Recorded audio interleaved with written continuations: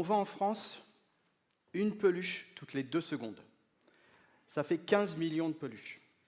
Alors j'ai vérifié, il y a moins de 3 millions d'enfants de moins de 6 ans en France. Ce qui veut dire que soit chaque enfant reçoit 5 nouvelles peluches tous les ans, soit il y en a des un peu plus grands qui en profitent aussi. Et moi, je vais vous parler en fait ce soir des super pouvoirs des peluches et d'une science qui s'appelle la peluchologie. On était en train de mettre en place une exposition sur l'évolution. Et dans notre collection, on avait un superbe squelette de tamanoir qu'on a sorti pour l'amener dans un centre culturel. Et le matin de la mise en place de l'exposition, en fait, j'ai eu un flash et j'avais repéré une peluche de tamanoir dans un magasin.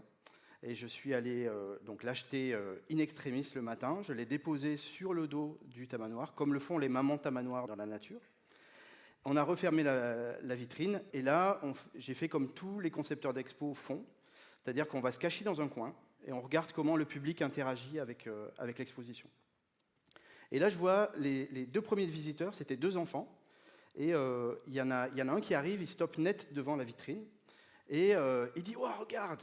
Et là, je me dis « Bon, on a bien fait de sortir un squelette historique, fragile, encombrant. » Mais il n'avait pas fini sa phrase. Il a dit « Regarde la peluche !» Et là, je me suis dit, il y a quand même peut-être quelque chose à faire avec ces peluches. En 2011, c'était l'année internationale de la biodiversité.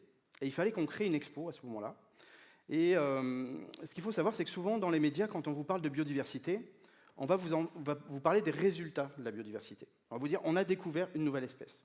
Mais nous, au service Sciences et Sociétés de l'Université de Montpellier, ce qui nous intéresse beaucoup, c'est plutôt de parler des méthodes naturalistes.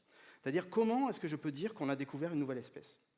Pour pouvoir dire ça, il faut que je sois capable de la mesurer, de la photographier, de la comparer avec toutes les autres espèces qu'on connaît, et de discuter avec tout un tas de spécialistes pour savoir si vraiment elle est unique et elle n'a jamais été vue auparavant.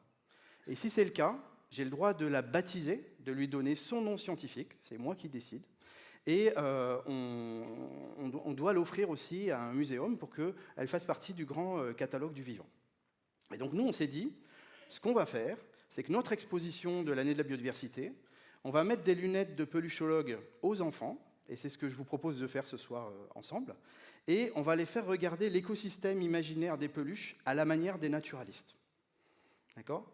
Et donc c'est ce qu'on a développé depuis ce moment-là. Il faut que je vous fasse une révélation.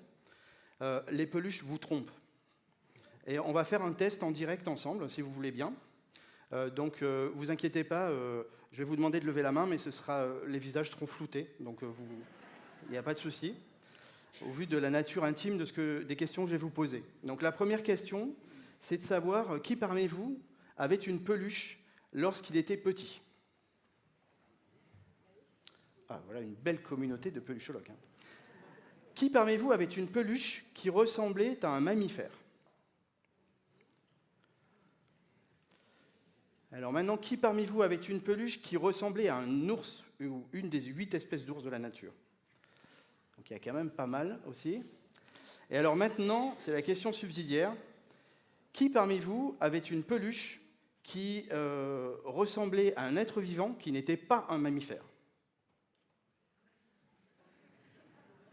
Bon, si jamais il y en a, je ne vois pas tout le monde là, n'hésitez pas à venir discuter avec moi après parce que c'est quand même super intéressant. D'accord ? Donc pourquoi les peluches nous trompent ? C'est parce que si je regarde dans la réalité, on a 175 espèces d'insectes et 50 espèces de plantes par espèce de mammifères. Ça, c'est dans la nature. Ça fait 1 400 000 espèces d'insectes, 400 000 espèces de plantes et 8 000 espèces de mammifères. Les mammifères représentent 0,3% de l'ensemble des êtres vivants. Par contre, dans notre culture à nous, ça veut dire dans les jouets qu'on trouve dans les magasins, dans les dessins animés, dans les livres pour les enfants et dans les peluches, il y a une surabondance de mammifères qui nous fausse la vision sur la biodiversité, en fait. D'accord ? On va continuer un petit peu plus loin. Est-ce que les peluches sont vivantes ? Parce que forcément, en parallèle à l'exposition, on a fait plein d'ateliers avec les enfants, et on avait souvent cette question, surtout pour les plus petits. Parce qu'en fait, la frontière entre le vivant et le non-vivant, pour les enfants très très jeunes de maternelle, elle est assez floue. Vous les avez tous vus jouer avec des peluches. Les peluches, elles peuvent manger, elles peuvent parler, elles peuvent dormir, elles peuvent faire tout un tas de choses. Et on était très contents lors d'un atelier où en fait il y a un enfant qui nous a donné la réponse, qui est la meilleure réponse possible et qu'on utilise à chaque fois, c'est de dire que les peluches sont vivantes pour de faux. C'est ça la vraie réponse. Et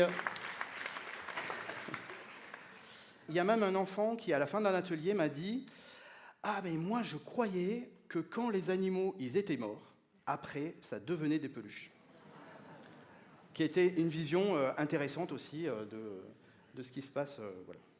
Donc l'histoire aurait pu s'arrêter là, mais en 2012, on a eu l'opportunité d'aller présenter notre projet à la Cité des Sciences de Paris. Donc ça ne se refuse pas. Donc on a monté avec nos cartons de collection de peluches, etc.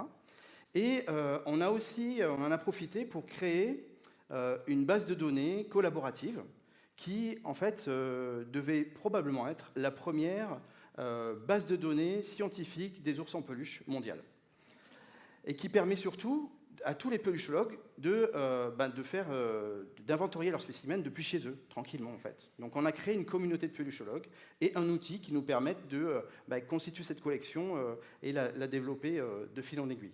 Et à la Cité des Sciences, on a eu tout un tas de publics qui venaient. Alors c'est ça qui est intéressant d'aller dans des lieux comme ça, c'est qu'il y a vraiment beaucoup de diversité, et dont plein étaient venus avec leurs peluches.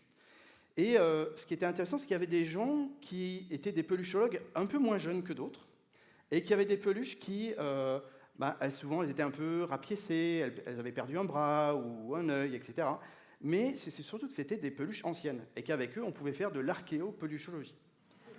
Alors, je ne sais pas si vous savez depuis quand existent les ours en peluche, mais donc je vais vous révéler ça. Donc, les ours en peluche ont été inventés en Allemagne en 1902, donc par une compagnie qui s'appelle Steiff, qui fait encore des ours en peluche aujourd'hui. Et quelques temps après, il y a eu un espèce d'équivalent aux États-Unis qu'on a baptisé le Teddy Bear, en hommage au président Theodore Roosevelt qui avait épargné un ours lors d'une partie de chasse. C'est une histoire qui avait fait un peu le tour des États-Unis. Et il y a un fabricant de peluches, de jouets, qui a eu l'idée de dire il a écrit au président, il a demandé l'autorisation de l'appeler Teddy. Et le Teddy Bear était né à ce moment-là. Ce qui est intéressant quand même, c'est que après avoir été détrôné de sa place de roi des animaux pendant le Moyen-Âge par l'Église catholique, après avoir été décimé, en tout cas en France, dans les forêts et dans les montagnes, et après avoir été ridiculisé dans les Pyrénées par les montreurs d'ours, on a la puissance symbolique de l'ours qui s'invite dans les chambres d'enfants sous la forme de l'ours en peluche. Et alors, ça, c'est un qui fait partie de nos collections. Donc celui-là, c'est une réplique d'un ours en peluche de 1909, de la compagnie Steiff aussi. Alors, paradoxalement, les enfants, ils n'aiment pas forcément trop ces ours, parce qu'ils ont un corps très dur. Ils ont des membres un peu longs, beaucoup moins arrondis et mignons que les ours d'aujourd'hui. Par contre, je vous conseille de bien le regarder, parce que si jamais, dans un vide-grenier, vous en voyez un qui lui ressemble, et qui est d'époque, ça peut valoir plus de 100 000 €. Bon, en général, les gens qui en ont, ils sont un peu au courant quand même. Hein, donc l'histoire aurait pu s'arrêter là. Mais en 2018, il y a eu un appel à projet de la Nuit européenne des chercheurs qui proposait un projet de grande expérience participative. Donc ça veut dire c'est une opération dans laquelle le public va venir fabriquer des données qui vont ensuite être utilisées pour faire de la recherche. Donc nous avons répondu avec des amis, des collègues chercheurs passionnés et passionnants qui ont pris le défi de dire nous, on va proposer une expérience participative dans laquelle on va répondre à la question à quoi ressemble l'ours en peluche le plus réconfortant de France. Et donc on a été accepté et il a fallu trouver le protocole pour pouvoir répondre à cette question.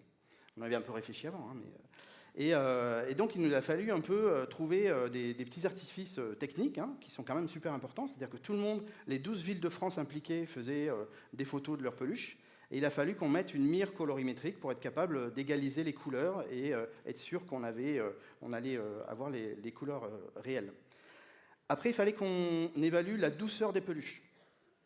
Donc, on a fabriqué un appareil de haute technologie pour mesurer la douceur des peluches. Ça s'appelle un douceuromètre. Donc on l'a distribué dans toutes les villes. Donc en fait, on va comparer la peluche avec le douceuromètre, qui a des poils de plus en plus longs. Et quand on trouve que ça correspond, on note le numéro. Et ça fonctionne très bien. Donc ça, c'était pour la partie morphologique. On avait tout un tas de mesures à faire aussi sur chaque ours, parce que vous comprenez bien que les ours intéressants, les gens, ils les récupèrent après. Ils ne nous les laissent pas, en fait. Donc il fallait qu'on prenne un maximum d'informations sur ces ours. Et on en a récolté... alors, il y avait ça. Et après, bien entendu, pour répondre à la question du réconfort, il fallait pouvoir avoir un protocole de mesures affectives. Et donc pour ça, ce qu'on a fait, c'est qu'on a constitué un lot de 8 ours témoins, fois 12 exemplaires, parce qu'il fallait envoyer ça dans les 12 villes de France. Et l'enfant se posait la question, à quel ours est-ce que j'ai envie de faire un câlin, lorsque je suis triste ou lorsque j'ai peur? C'est ça la question. Il comparait son ours préféré avec les 8 différents ours, donc il faisait un peu comme des matchs, comme des combats en fait. Et après, il prenait un ours inconnu et il refaisait la même chose, pour régulariser justement l'affectivité par rapport à son ours à soi. On a eu à peu près 1000 portraits robots d'ours en peluche qui ont été réalisés. Donc je peux vous en montrer quelques-uns. Donc là, je les ai triés par la couleur. Donc là, c'est une partie de l'éventail des couleurs qu'on pouvait obtenir. Donc forcément, le découvreur de l'ours a le droit de le baptiser et de lui donner un nom scientifique. Et donc par exemple, un conseil, le vert, c'est une très mauvaise couleur pour le réconfort. En fait, en gros, ceux qui étaient verts, ils n'avaient pas du tout des bons scores. Ensuite, je vais vous montrer les différentes formes de corps qu'on a obtenues. Donc vous voyez qu'il y a quand même aussi de la diversité. Et il y a des choses à regarder. Donc il y a des bras qui peuvent être un peu plus allongés. Donc ça, c'est bien pour les attacher autour du cou, pour faire des câlins. Ça marche bien. Mais c'est marrant parce que c'est un peu comme dans la nature. Dans la nature, on a des bras qui s'allongent en fonction des modes de locomotion des animaux. Et on a aussi des pertes de membres, en fait. On a aussi des régressions. Donc les concepteurs de peluche, ils testent des choses, et puis ils regardent ce qui fonctionne ou ce qui ne fonctionne pas. Après, ça, c'est la diapo sur les accessoires. Donc les accessoires, c'est important aussi. Mais alors, un autre conseil, celui-là, il a trop d'accessoires. Il ne marche pas du tout. Il a un très mauvais score, en fait. Parce que forcément, il n'est pas forcément très doux. Voilà. Et donc, on a sorti une première publication de psychologie scientifique de peluchologie dans une revue. Donc vous avez un titre un peu compliqué. Et là, c'est le titre qu'ont donné les journalistes de Libération, qui sont toujours très très forts pour trouver des titres. Et je vous montre la fabuleuse équipe. Et donc c'est l'équipe avec une partie des chercheurs qui sont impliqués. Et le responsable d'un célèbre magasin de jouets à Montpellier, sans qui on n'aurait jamais réussi à avoir les lots de 8 peluches standards x 12 dans les temps pour réaliser l'expérience. Est-ce que vous savez quel est le point commun entre le manchot empereur, les lémuriens, certaines espèces d'orchidées, le koala et le panda? Ah, c'est pas facile. Hein. Ce sont tous des espèces endémiques. Donc des espèces endémiques, c'est des espèces qu'on va trouver que dans certains endroits de la planète, des endroits plus ou moins étendus, en fait, en fonction des espèces. Et on s'est rendu compte que ça existait aussi chez les peluches. On a de l'endémisme culturel chez les peluches. D'accord? Et donc, alors là, on a même l'endémisme encore plus que culturel, c'est-à-dire que, est-ce que parmi vous, il y a des fans de foot? Ou est-ce qu'ils sont tous allés au match ce soir? Ouais, donc les fans de foot, ils ont un avantage pour déterminer la provenance de la peluche, celle-ci. Ceux qui ne sont pas fans de foot, c'est plus difficile en fait. Mais voilà. Donc moi je vais m'arrêter là pour aujourd'hui, mais je voudrais vous dire juste deux choses. D'une part, c'est un éloge de la lenteur, parce que ce projet, il y a certains projets qui ont besoin de temps pour se déployer, pour se développer, pour rencontrer les bonnes personnes et pour évoluer.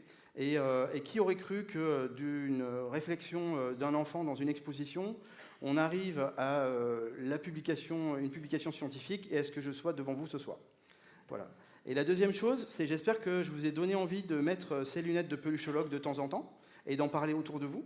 Parce que c'est quand même une manière intéressante d'avoir à la fois un regard scientifique et à la fois un regard sensible. Et je pense que c'est assez important et c'est pas du tout incompatible. On peut tout à fait mener les deux de front et c'est ce que j'ai essayé de faire avec vous ce soir. Et puis, après, avec un peu de travail, vous pourrez éventuellement mériter votre diplôme de peluchologue, en fait, qui est décerné uniquement par l'Université de Montpellier, bien entendu. Et je terminerai en vous disant de ne pas oublier qu'on a tous une histoire de peluche à partager.